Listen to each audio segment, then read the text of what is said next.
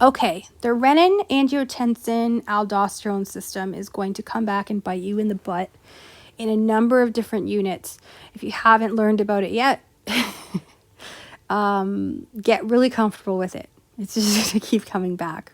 So I'm going to go and I'm going to try and explain it quickly. So here's how it goes.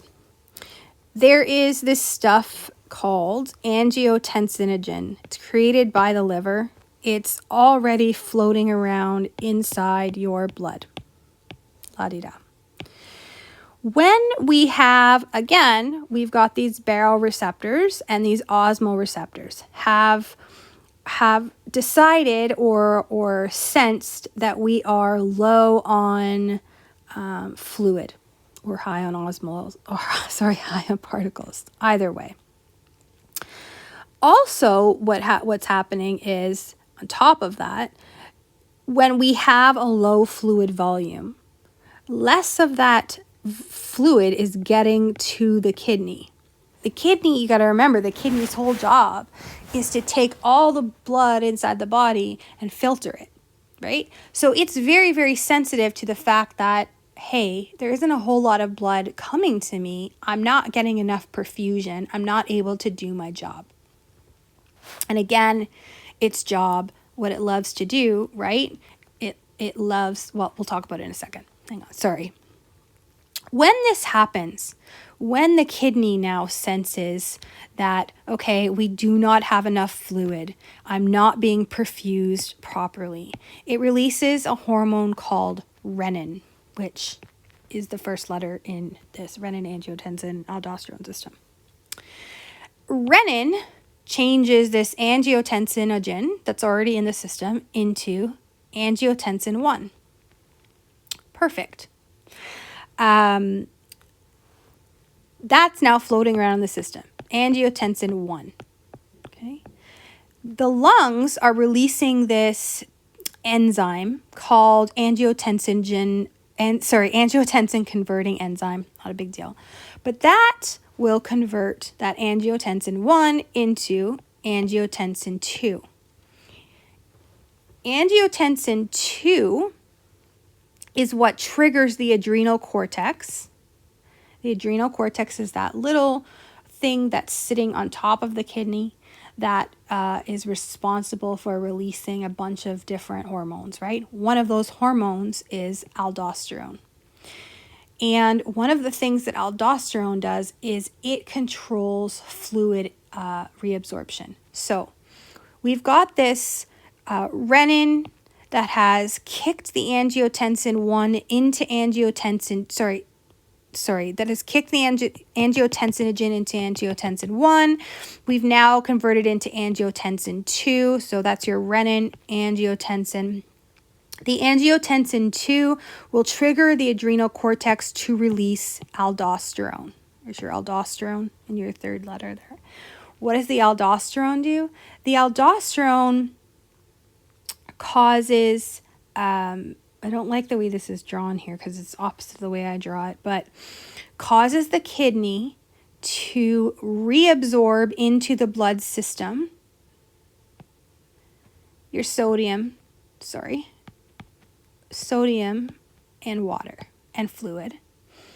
So it kind of, I like to look at it as the aldosterone gives the kidney a high kick into gear, and it kind of overdoes what it wants to do. It works extra hard at reabsorbing that fluid and that sodium, and also excreting the potassium.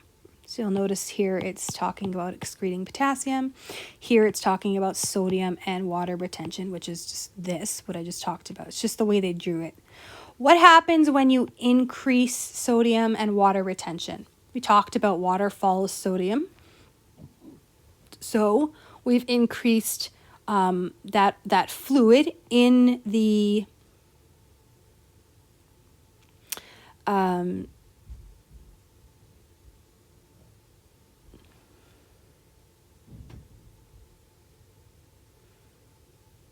into circulation, basically.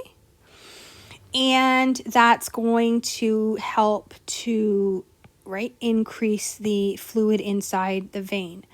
I wanted to point out also one of the other things that aldosterone does. So again, the main thing it does is cause, sorry, let's just do this. The main thing that it does is cause the reabsorption of sodium and water back into the blood system. But one of the other things it does is it's going to cause vasoconstriction. Do you see here? It can kind of, it shows here. Why is it doing that? Because it's reacting to the fact that we don't have as much fluid in here. When we don't have as much fluid in here, we don't have as much fluid reaching the heart, right? We need that fluid to keep moving quickly. If we've got fluid volume deficit, squeezing these vessels and constricting those vessels will increase the pressure inside those vessels and will cause the blood to move more quickly through there and get to the heart quicker. So it will increase your cardiac output and so on, right? So this is kind of like a quick fix to the fact that we don't have enough fluid in our body. So that aldosterone is really responsible for fixing that hypovolemia or that low fluid volume, right? So hopefully that makes sense. When you see this renin angiotensin aldosterone system, it's going to come up a lot. So just make sure you understand it now. It's going to come up again when we talk about blood pressure, we talk about cardiac, when we talk about kidneys. Interestingly enough, just because we're here, this angiotensin 2, this angiotensin converting enzyme is also called ACE, right? Angiotensin converting enzyme. This is the thing that we inhibit with ACE inhibitors. So if we stop this from happening, that renin angiotensin never gets to the aldosterone. It stops the angiotensin 2 from being created, so we don't end up having all of these effects of this increase of sodium and water and so on. And so this will actually, it won't cause vasoconstriction, so it will actually decrease your blood pressure. Not something you necessarily need to know for this unit, but it makes sense, and it's good to connect those things when we can.